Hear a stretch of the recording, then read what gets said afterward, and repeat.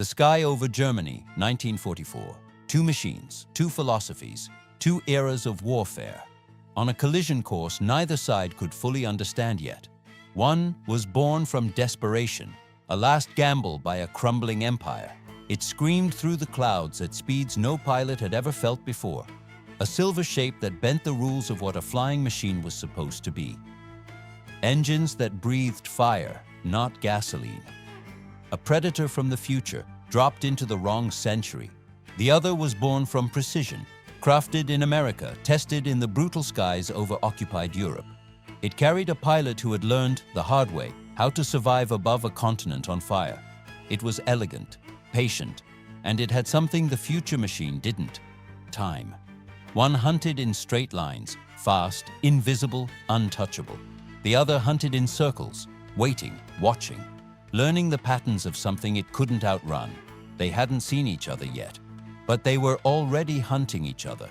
This is the story of the Messerschmitt Me 262 and the North American P-51D Mustang, the most consequential aerial rivalry of the Second World War. A duel between the age of propellers and the age that came after. One represented everything aviation had been, the other, everything it was about to become. The sky was about to choose. By 1944, Germany's Air Force was bleeding out. The Luftwaffe that had terrorized London, flattened Warsaw, and dominated European skies in 1940 was gone. What replaced it was a force running on fumes, raw courage, and one extraordinary technological gamble. That gamble had a name: the Messerschmitt Me 262, the world's first operational jet-powered fighter. Its twin Junkers Jumo 004 turbojets pushed it past 870 kilometers per hour, roughly 160 kilometers per hour, faster than anything the Allies could put in the air. It carried 4 30mm cannons in its nose. A single 2-second burst could tear a heavy bomber apart like cardboard. On the Allied side, the answer to Germany's last stand was already in the air. The P-51D Mustang, powered by the Rolls-Royce Merlin engine, built under license by Packard. It flew escort for the great bomber formations that crossed into the Reich and hammered German industry into rubble. Its range was extraordinary, its pilots even more so. It couldn't match the jet in raw speed, not even close. What it had was everything else: agility, reliability, numbers, and pilots who had survived long enough to understand something critical.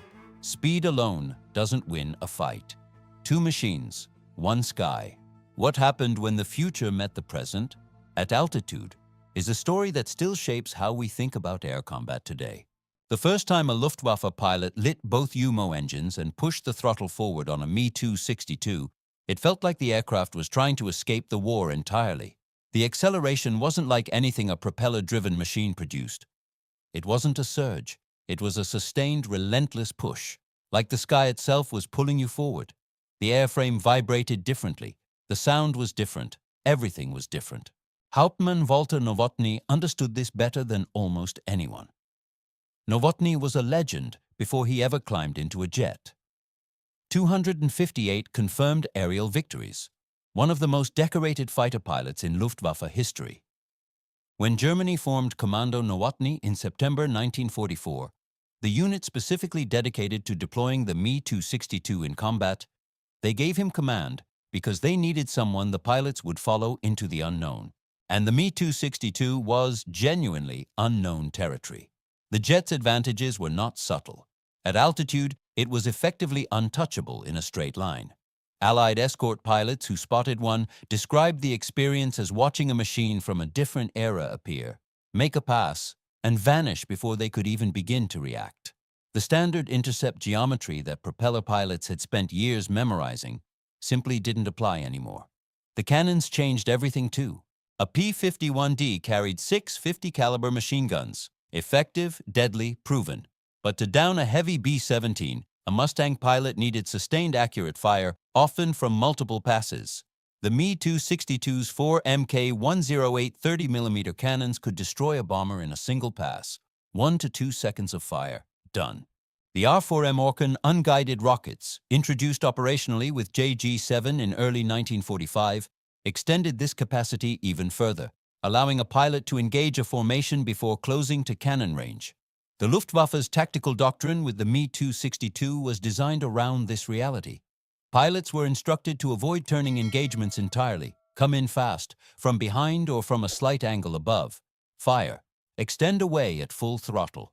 Never, under any circumstances, let the fight slow down.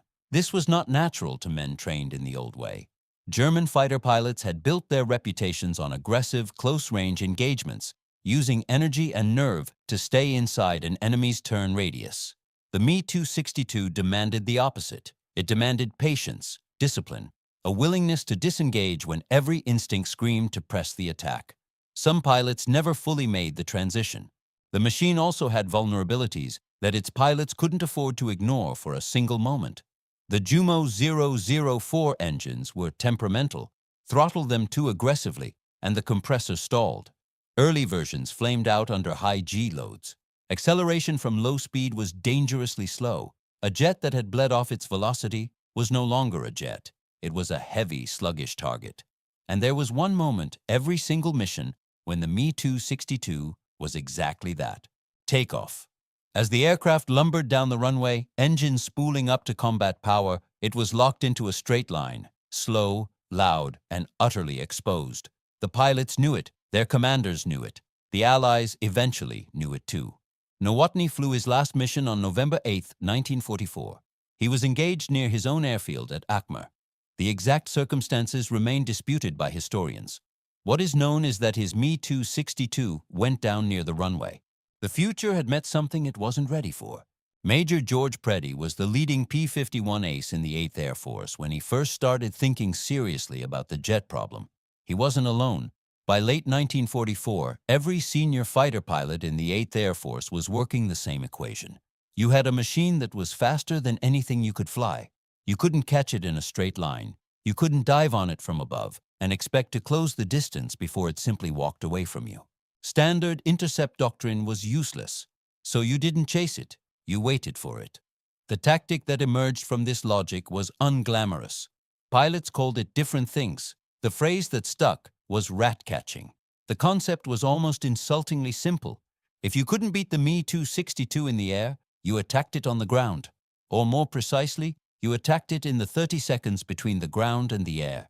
Formations of Mustangs would orbit high above known Me-262 airfields, patient, invisible from below against the pale winter sky. They could stay up there for a long time. The Mustang's range was one of its defining characteristics. A P-51D with drop tanks could escort bombers deep into the Reich and still have fuel left to linger. When a jet appeared below, accelerating down the runway, the Mustangs came down, fast, committed, angled to intersect the jet's path at its most defenseless moment. The German airfield flak was ferocious. This was not a low-risk mission. Pilots who flew these orbits knew exactly what the anti-aircraft guns below them were capable of. Some didn't come back from approaches that should have worked perfectly on paper, but the math was brutal. A Me-262 caught during its takeoff roll or in its initial climb, moving at 300 kilometers per hour instead of 800, was a completely different problem. And the Mustang pilots who made those passes had spent years learning exactly how to make the geometry work at high closing speeds. The tactic worked. It worked enough that the Luftwaffe was forced to assign conventional fighter escorts, propeller-driven Focke-Wulf 190As and Messerschmitt 109s, to fly protective orbits over their own jet airfields. Germany was now using its dwindling conventional fighter force to protect its revolutionary one. The Mustang pilots adapted again. If the jets had propeller escorts, you engaged the escorts first. You used your own superior numbers to tie them up, carve through them, and create a window. Then you went for the runway. The P-51D also had a second card to play, one less dramatic than rat-catching, but equally decisive in sustained combat. The turning fight. Every experienced Mustang pilot understood that if a Me-262 ever bled off its speed advantage, the fight changed completely. The jet's large turning radius, driven by its swept wings and heavier airframe, became a liability. The Mustang could cut inside that radius. It could stay on the jet's tail through a turn that the jet simply couldn't match at low speed. The trick was forcing that situation, and that required patience. that bordered on recklessness. The morning of November 8, 1944, started like most mornings over central Germany. Cold, gray, the kind of sky that absorbs everything and gives nothing back. A formation of B-17 flying fortresses was pushing east, escorted by P-51 Mustangs from Behe Fighter Command. The bombers were heavy. The air was turbulent at altitude. The pilots in both cockpits were already tired before the mission began. Then someone called it out on the radio. Not a shout. The discipline of experienced men kept the voice flat, controlled. But the words hit every pilot in the formation like cold water. Bogies, 10 o'clock low, fast. They were fast. That was the first thing a Mustang pilot noticed about the Me-262. Not its shape, not its swept wings or its twin-engine nacelles hanging below like fists. The speed. The way it covered distance in a way that didn't match anything your brain had been trained to process. Propeller fighters moved through the sky in a way that felt readable. You could estimate closure rates. You could predict angles. You could think ahead of the machine. The jet didn't give you that. It was there. Then it was somewhere else entirely. Inside the Me-262 cockpit, the geometry looked different. The pilot saw the bomber formation first. A dense, deliberate arrangement of metal and men trailing condensation lines across the sky. The escort fighters were above and to the sides, tiny shapes orbiting the lumbering giants beneath them. The jet pilot's job was to ignore the fighters, completely, totally, as if they did not exist. His target was the formation. His approach angle was already calculated. Come in from the rear quarter, slightly above, at maximum speed. The bombers could not maneuver. They were committed to their heading. They were, in the cold language of aerial tactics, fixed. He pushed the throttle forward, 850 kilometers per hour. The airframe trembled at the edges. The Mustang pilots above saw it coming and did the only thing they could do in the time available. They rolled and dove, not to intercept. Interception was mathematically impossible at that closure rate. They dove to disrupt, to force the jet pilot to make a decision under pressure, to remind him that he was not, in fact, alone in this sky. It worked, and it didn't. The jet punched through the outer edge of the formation. The cannons fired for less than 2 seconds. One bomber shuddered, trailing smoke from its No. 3 engine. The formation closed ranks around it instinctively, the way living things do when something among them goes wrong. The Me-262 extended away to the east. Gone. The Mustang pilots pulled out of their dives and climbed back to altitude. Radio discipline held, mostly. What they had just witnessed was not a dogfight. Not yet. It was a demonstration, a signal sent at 800 kilometers per hour that the rules of this war had changed. And the Mustang pilots, circling back to their positions in the cold gray sky, already knew how they were going to respond. The Germans called it Sturmtaktik, storm tactics. Come in fast, fire, leave. Never, under any circumstances, give the enemy a sustained engagement. It was logical. It was disciplined. And against the heavy bomber formations it was designed to destroy, it was devastatingly effective. The Me-262 was built around this philosophy the way a scalpel is built around a single cut. Precise, committed, not designed for anything else. The P-51D pilots understood this, and they used it against the jet. The core insight was simple. If an enemy's entire tactical system depends on one variable, you attack that variable. The Me-262 system depended on speed, not just high speed, sustained high speed. The moment that speed dropped below a certain threshold, the entire tactical equation flipped. So the Mustang pilots learned to do one thing above all else: make the jet slow down. The method varied by situation. The rat-catching tactic addressed it at the most extreme end, attacking the aircraft before it ever achieved combat velocity. But in the air, the approach was more subtle and more dangerous. A Mustang pilot who spotted a Me-262 at a distance would not dive on it immediately. He would angle to cut off its extension route, force the jet to alter course. The jet pilot, unwilling to enter a turning engagement, would extend in a different direction. The Mustang pilot would follow, not to close the distance, but to maintain pressure. It was herding, patient, calculated herding. And if a second Mustang could bracket the jet from the opposite side, the jet pilot had a problem. He could extend in one direction and be followed. He could extend in the other direction and run into a second threat, or he could turn and enter exactly the kind of fight his aircraft was not designed for. Some jet pilots made the right choice and disengaged entirely, climbing away and breaking contact. That was the correct answer. Alive and mission incomplete was acceptable. The other outcome was not. Some pilots, in the heat of the moment, turned. What happened next was not always immediate. A Me-262 turning at low to medium speed was not helpless. Its cannons were still lethal. Its pilot, often one of the most experienced aviators in the Luftwaffe, was not going to simply offer himself up. The fight that followed was ugly, chaotic, and frequently decided by margins too small to measure. The geometry favored the Mustang. The P-51D's turning radius at combat speeds was significantly tighter. A skilled Mustang pilot who forced a sustained horizontal turning fight could gradually work himself into a tracking solution that the jet pilot couldn't escape without disengaging vertically, which required speed he no longer had. The Jumo 004 engines compounded every problem. Throttle them back to manage a turn, then push forward to accelerate again, and the compressors protested. Early variants flamed out under precisely the kind of aggressive throttle cycling that close-in maneuvering demanded. A jet that lost one engine in a turning fight at medium altitude was now flying something roughly as capable as a damaged conventional fighter, which a Mustang could absolutely handle. The Luftwaffe knew all of this. Nowotny's standing orders were explicit.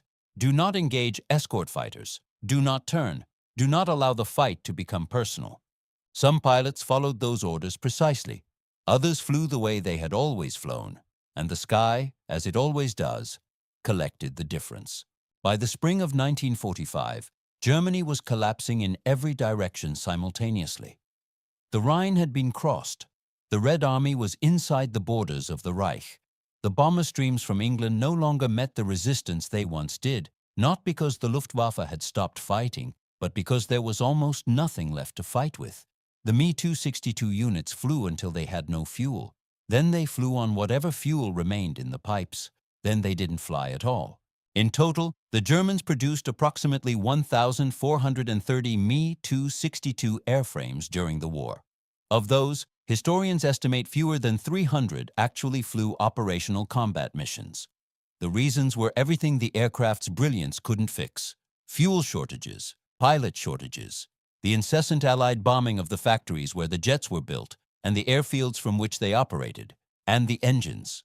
The Jumo 004 had a service life of approximately 25 hours before it required major overhaul. 25 hours. A combat hour over Germany in 1945 was not a gentle hour.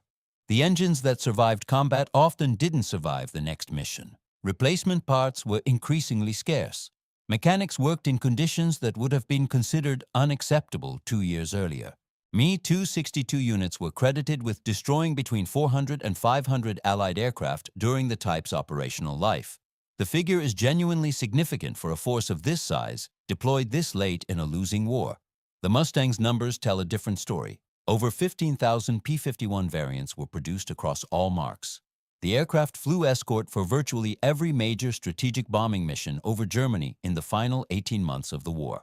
8th Air Force fighter pilots, flying Mustangs and other types, were credited with approximately 5,200 aerial victories across the entire European campaign. When individual Me-262 pilots were lost, they were often irreplaceable. Walter Nowotny, gone in November 1944. Heinz Baer, one of the most experienced jet combat pilots in the Luftwaffe, with 220 total aerial victories, survived to the surrender, one of very few elite jet pilots to do so. The institutional knowledge these men carried, the understanding of how to actually fight effectively in a jet, died with those who didn't make it. The Mustang pilots who were lost were grieved, honored, and replaced. The pipeline never stopped. On May 8, 1945, Germany surrendered. The last Me-262 missions had been flown days earlier. Some aircraft were destroyed on the ground by their own pilots to prevent capture. Others were carefully hidden, preserved in forests and fields by men who understood, perhaps better than anyone, what they had been flying. Allied technical teams descended on every airfield they could reach. They weren't looking for the war. The war was over. They were looking for the future. And there it sat. In a field, out of fuel, engines cold, waiting for whoever came next. History has a way of flattening things. It turns living, furious, terrifying events into clean sentences.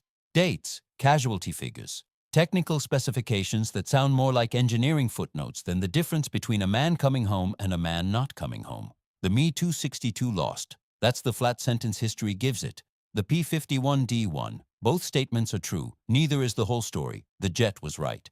Not tactically, not in any way that mattered to the outcome of the war, but technologically right.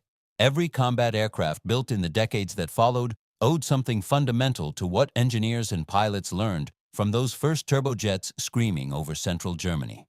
The Jumo 004's failures taught engineers precisely what to fix.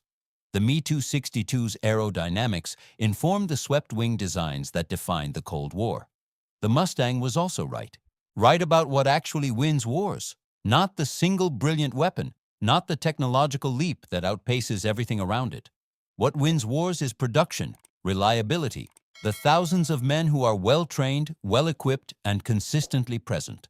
The pilots on both sides understood something the histories sometimes miss. They were not fighting machines. They were men, in aluminum and glass, at altitude, making decisions in fractions of seconds that determined everything. The sky over Germany in 1944 and 45 was not a test range. It was the edge of one world and the beginning of another. Both men, in both cockpits, were right about that much.